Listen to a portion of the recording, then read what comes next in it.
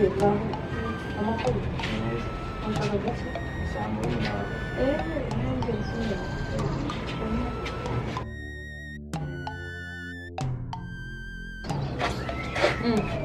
Noi. Che seria. Guarda.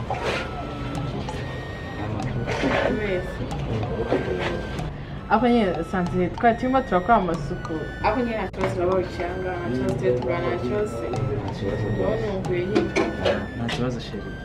tukaba turi tuganira nta kibazo sheri ugira ngo akazi se kaba aha ngaha shanya imiryango Nta kibazo. karibu tuyitera aho ngaha nta kibazo ate kwa mwicara barura muri Fatura.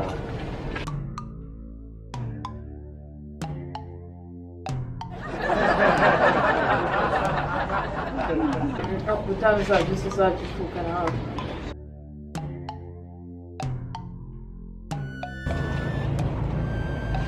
musozi utabishaka Imana iragira ati muri Matayo 12:20 ati kunda mugenzi wawe nuko wikunda. Haleluya,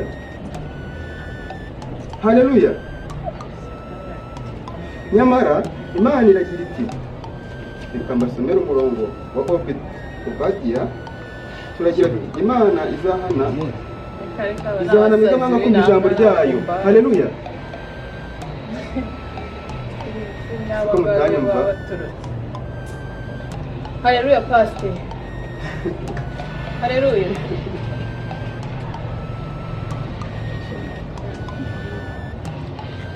Sikambaza ibya pastor ubwo se pastor. Pastor, tubigenza niki? Nirumva naje kubwira ijambo ry'Imana gusanze muri mu bintu urumva Imana izirumuka. Haleluya. Ni ijambo ry'Imana. Imana se mwahuriye pastor. Pawulo Nyabugogo.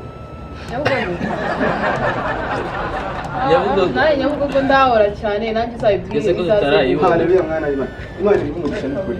Haleluya. Umva cyangwa nawe urashaka kuvuga nyine nawe muzahamagariye. Ntirumva. Ntabanga umugisha. Wahereye uratsindimu.